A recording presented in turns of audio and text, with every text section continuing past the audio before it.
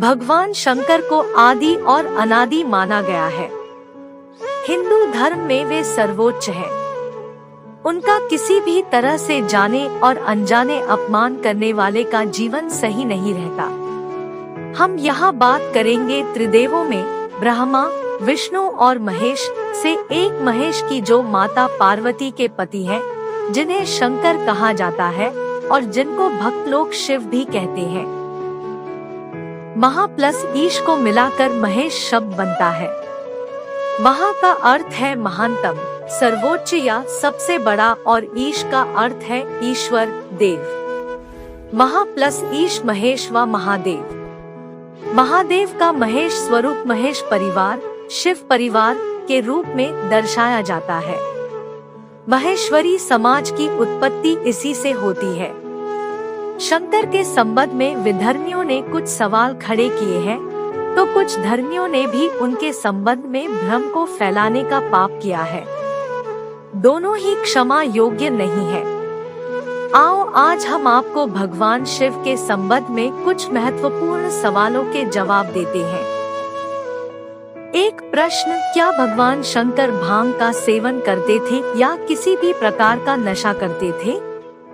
उत्तर, इसका जवाब है नहीं। शिव पुराण सहित किसी भी ग्रंथ में ऐसा नहीं लिखा है कि भगवान शिव भांग का सेवन करते थे। बहुत से लोगों ने भगवान शिव के ऐसे भी चित्र बना लिए हैं जिसमें वे चिलम पीते हुए नजर आते हैं। यह दोनों की कृत्य भगवान शंकर का अपमान करने जैसा है। यह भगवान शंकर की छवि खराब किए जाने की साजिश है। 2 प्रश्न, क्या भगवान शंकर को नहीं मालूम था कि गणेश जी मेरे पुत्र हैं? फिर उन्होंने अनजाने में उनकी गर्दन काट दी और फिर जब उन्हें मालूम पड़ा तो उन्होंने उस पर हाथी की गर्दन जोड़ दी। जब शिव यह नहीं जान सके कि यह मेरा पुत्र है तो फिर वह कैसे भगवान? उत्तर, कुछ विधर्मी अपना धर्म छोड़कर दूसरे का धर्म अपनाने वाला इस तरह का प्रश्न करके हिंदुओं के मन में भगवान शिव के प्रति भ्रम और संदेह डालना चाहते हैं। उनका तर्क है कि यदि शिव अपने पुत्र को नहीं पहचान सके तो वे मेरी मुसीबतों में मुझे कैसे पहचानेंगे? इसका जवाब है कि भगवान शिव के संपूर्ण चरित्र को पढ़ना जरूरी है। उनके जीवन को लीला क्यों कहा जाता है? लीला उसे कहते हैं जिसमें उन्हें सब कुछ मालूम रहता है, फिर भी वे अनजान बनकर जीवन के इस खेल को सामान्य मानव की तरह खेलते हैं।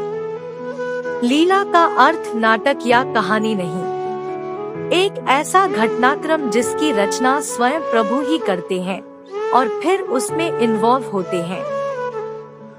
वे अपने भविष्य के घटनाक्रमों को खुद ही संचालित करते हैं। दरअसल भविष्य में होने वाली घटनाओं को अपने तरह से घटाने की कला ही लीला है। यदि भगवान शिव ऐसा नहीं करते तो आज गणेश प्रथम पूजनीय देव न होते और न उनकी गणना देवों में होती। विशेष दार्शनिक क्षेत्रों में माना जाता है कि लीला ऐसी वृत्ति है जिसका आनंद प्राप्ति के सिवा और कोई अभिप्राय नहीं। इसीलिए कहते हैं सृष्टि और प्रलय सब ईश्वर की लीला ही है। अवतार धारण करने पर इस लोक में आकर भगवान जो कृत्य करते हैं उन सब की गिनती भी लीलाओं में ही होती है। लोक व्यवहार में वे सब कृत्य जो भगवान के किसी अवतार के कार्यों के अनुकरण पर अभिनय या नाटक के रूप में लोगों को दिखाए जाते हैं। भगवान राम को सभी कुछ मालूम था कि क्या घटनाक्रम होने वाला है। उन्हें मालूम था कि मृग के रूप में आया यह राक्षस कौन है, लेकिन सीता ने उनकी नहीं मानी और तब उन्होंने लक्ष्मण को सीता के पहरे के लिए छोड़कर मृग के पीछे चले गए। इसी तरह भगवान श्री कृष्ण अर्जुन से कहते हैं कि तू किसी को नहीं मार रहा है, यह सब पहले से ही मेरे द्वारा मारे जा चुके हैं, अब तो यह बस खेल है। बर्बरिक से जब महाभारत का वर्णन पूछा गया तो उसने कहा कि मुझे तो दोनों ही ओर से श्री कृष्ण ही योद्धाओं को मारते हुए नजर आ रहे थे। और वीरभद्र शिव का एक बहादुर गण था जिसने शिव के आदेश पर दक्ष प्रजापति का सर धड़ से अलग कर दिया। देव संहिता और स्कंद पुराण के अनुसार शिव ने अपनी जटा से वीरभद्र नामक गण उत्पन्न किया। इस तरह उनके ये प्रमुख गण थे भैरव, वीरभद्र, मणिभद्र, चंदिस, नंदी, श्रृंगी, भृगिरिटी, शैल, गोकर्ण, घंटाकर्ण, जय और विजय। इसके अलावा पिशाच, दैत्य और नागनागिन पशुओं को भी शिव का गण माना जाता है। ये सभी गण धरती और ब्रह्मांड में विचरण करते रहते हैं और प्रत्येक मनुष्य, आत्मा आदि की खैर खबर रखते हैं। सप्तऋषि गण शिव के शिष्य हैं। शिव ने अपने ज्ञान के विस्तार के लिए 7 ऋषियों को चुना और उनको योग के अलग अलग पहलुओं का ज्ञान दिया, जो योग के 7 बुनियादी पहलू बन गए। वक्त के साथ इन 7 रूपों से सैकड़ों शाखाएं निकल आईं। देवों के देव महादेव, देवताओं की दैत्यों से प्रतिस्पर्धा चलती रहती थी। ऐसे में जब भी देवताओं पर घोर संकट आता था तो वे सभी देवाधिदेव महादेव के पास जाते थे। दैत्यों, राक्षसों सहित देवताओं ने भी शिव को कई बार चुनौती दी, लेकिन वे सभी परास्त होकर शिव के समक्ष झुक गए। इसीलिए शिव है देवों के देव महादेव। वे दैत्यों, दानवों और भूतों के भी प्रिय भगवान है।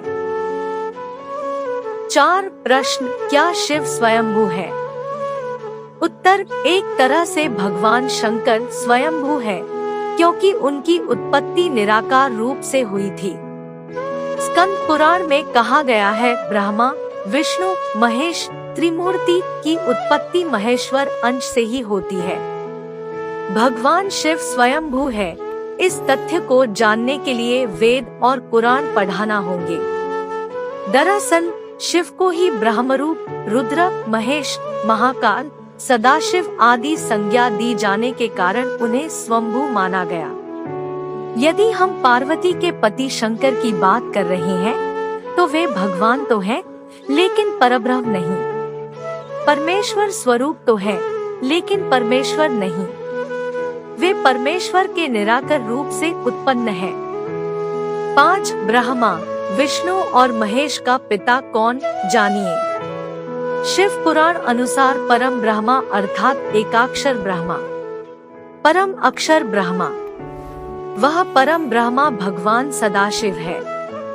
अर्वाचीन और प्राचीन विद्वान उन्हीं को ईश्वर कहते हैं। एकांकी रहकर स्वेच्छा से सभी ओर विहार करने वाले उस सदाशिव ने अपने विग्रह शरीर से शक्ति की सृष्टि की, जो उनके अपने श्रीअंग से कभी अलग होने वाली नहीं थी। सदाशिव की उस पराशक्ति को प्रधान प्रकृति, गुणवती माया, बुद्धि तत्व की जननी तथा विकाररहित बताया गया है। वह शक्ति अंबिका, पार्वती या सती नहीं कही गई है। उसको प्रकृति, सर्वेश्वरी, त्रिदेवजननी, ब्रह्मा, विष्णु और महेश की माता, नित्या और मूल कारण भी कहते हैं। सदाशिव द्वारा प्रकट की गई उस शक्ति की 8 भुजाएं हैं। पराशक्ति जगत जननी वह देवी नाना प्रकार की गतियों से संपन्न है और अनेक प्रकार के अस्त्र शक्ति धारण करती है।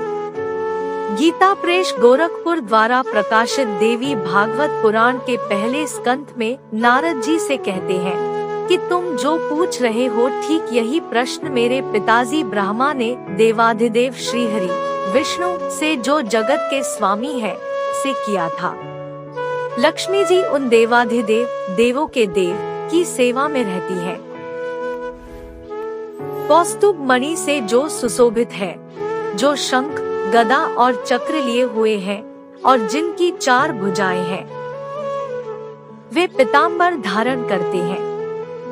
वक्ष स्थल पर श्रीवत्स का चिन्ह चमकता रहता है।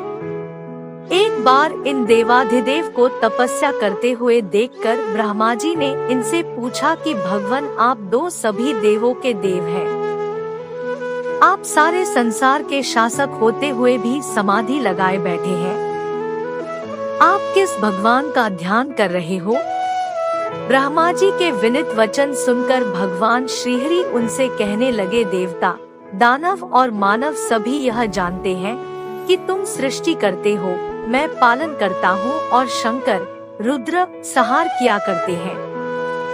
किंतु फिर भी वेद के पारगामी पुरुष अपनी युक्ति से यह सिद्ध करते हैं कि रचने, पालने और संहार करने की ये